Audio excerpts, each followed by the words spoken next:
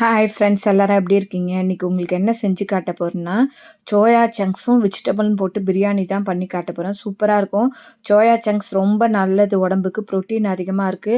ஒரு குக்கர்ல நெய் காய்ச்சிருக்கேன். அதே பாத்திரத்துல கொஞ்சம் நெய்ய ஊத்தி, கொஞ்சம் எண்ணெய ஊத்தி எல்லாம் தாளிச்சு கொட்டிடுவோம். பட்டை, லவங்கம், கிராம்பு, ஏலக்காய் எல்லாம் தாளிச்சு கொட்டிட்டு, அது ஃப்ரை ஆனோனே ஒரு வெங்காயம், ஒரு தக்காளி அத நல்லா போட்டு ஃப்ரை பண்ணிட்டு, அதில ஒரு பச்சை மிளகாவும் போட்டிருக்கேன்.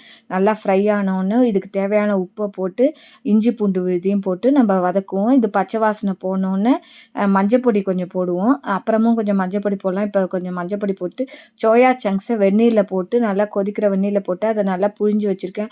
ப்ரோட்டீன் இதில் அதிகமாக இருக்குது.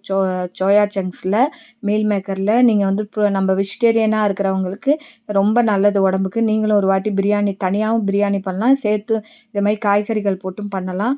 1 table spoon chilli powder, 1 table spoon தனியா பவுடர், 1/2 டேபிள் ஸ்பூன் மஞ்சப்பொடி போட்டிருக்கேன். அப்புறம் காய்கறிகளும் போட்டு வச்சுருக்கேன். உருளைக்கிழங்கு, கேரட்டு, காலிஃப்ளவர் அண்ட் பன்னீர், பட்டாணி எல்லாம் போட்டிருக்கேன்.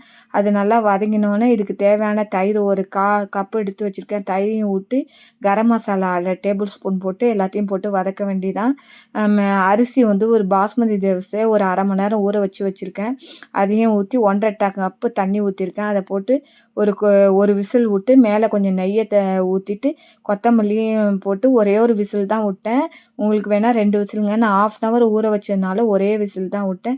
நல்லா வந்து சூப்பராக வந்தது. நீங்களும் இது மாதிரி காய்கறிகளோட இது மாதிரி சோயா சங்க்ஸையும் போட்டு பிரியாணி பண்ணி பாருங்கள். சூப்பராக இருந்தது. ரொம்ப நல்லா வந்தது. இதுக்கு கேரட்டும் வெங்காயம் போட்டு ரைட்டாக தான் பண்ணேன். இந்த பாருங்கள் சூப்பராக வந்திருக்கு பாருங்கள். நான் நல்லா ஊறினதுனால பாஸ்மதி ரைஸுங்கனால ஒரு விசில் தான் விட்டேன். நீங்கள் நார்மல் வேறு ரைஸ்னால் 2 3 விசில் விட்டுங்க உங்கள் சௌரியத்துக்கு.